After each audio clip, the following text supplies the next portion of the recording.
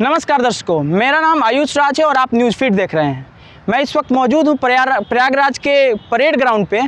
ये वही ग्राउंड है जिसमें कुछ दिनों पहले प्रधानमंत्री ने उत्तर प्रदेश की जनता और प्रयागराज की जनता को संबोधित किया था और अपने उस विज़न को लोगों से रूबरू कराया था, जिस विज़न को लेकर बीजेपी 2022 में उत्तर प्रदेश की जनता के सामने जा रही थी। और उसी विज़न के चलते भाजपा आज पुनः उत्तर प्रदेश की राजनीति में सक्रिय रूप से फिर से मजबूती के साथ आई है। और ये 30 वर्षों के बाद ऐसा पहली बार हुआ है जब उत्तर प्रदेश में किसी पार्टी दोबारा जीतकर अपनी सत्ता हासिल की है। खैर, चलिए आते हैं मुद्दे की तरफ। पिछले दिनों में एमएलसी के चुनाव को लेकर काफ़ी गतिविधियां तेज़ थी। बिहार से लेकर उत्तर प्रदेश तक एमएलसी की बिहार में 24 और उत्तर प्रदेश की 36 एमएलसी के सीटों पर वोटिंग हो रही थी। हालांकि उत्तर प्रदेश में 36 सीटों में से 9 सीटों पर बीजेपी निर्विरोध जीत चुकी थी, क्योंकि वहां प्रत्याशियों ने कोई प्रत्याशी बीजेपी के खिलाफ खड़ा ही नहीं हो पाया था। लेकिन मुद्दा ये है कि जब उन बचे बाकी सीटों पर जब चुनाव हुए तो नतीजे चौंकाने वाले आए, क्योंकि विपक्ष का पूर्ण रूप से सफाया हो गया एमएलसी के चुनाव में। बीजेपी के अलावा 3 निर्दलीय विधायक जीते हैं, 3 निर्दलीय एमएलसी यानी विधान परिषद के सदस्य जीते हैं, जिसमें से एक बनारस से ब्रजेश सिंह की पत्नी अन्नपूर्णा देवी। दूसरी सीट आई है राजा भैया के जो भतीजे हैं अक्षय प्रताप सिंह प्रतापगढ़ से, वो जीते हैं। और एक और सीट निर्दलीय थी। और एक बड़ा सवाल उस समय खड़ा हुआ जब बनारस में बीजेपी के प्रत्याशी ने आरोप लगाया कि बीजेपी के अंदर ही कुछ सदस्यों ने ब्रजेश सिंह की पत्नी को समर्थन दिया है।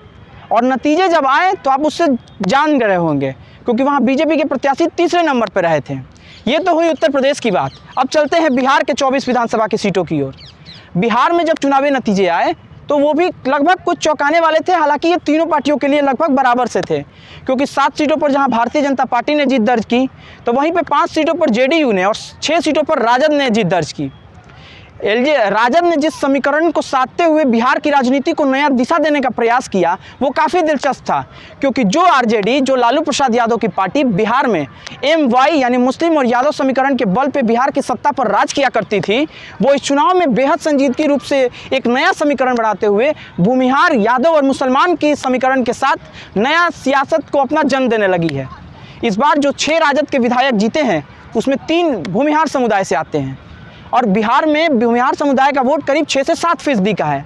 अब आपको समझना होगा कि भले बिहार में अभी चुनाव नहीं है, लेकिन आने वाले दिनों में इसका सीधा असर बिहार की राजनीति पर पड़ने जा रहा है, क्योंकि बिहार में जिस तरह से एमवाई समीकरण के बल पर राजद धीरे धीरे सिमटती चली गई और जातिगत समीकरणों को साधने में वो विफल होते चली गई, उसका नतीजा रहा कि बीजेपी और जेडीयू पिछले 15 से 20 वर्षों से बिहार की सियासत पर राज कर रहे हैं।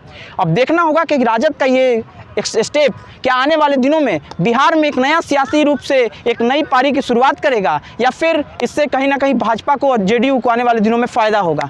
आगे की वीडियोस के लिए आप हमारे न्यूज़ चैनल न्यूज़ फीड के साथ जुड़े रहिए। तब तक के लिए प्रयागराज से मैं आयुष राज द्विवेदी, कैमरामैन प्रगति पांडे के साथ प्रयागराज।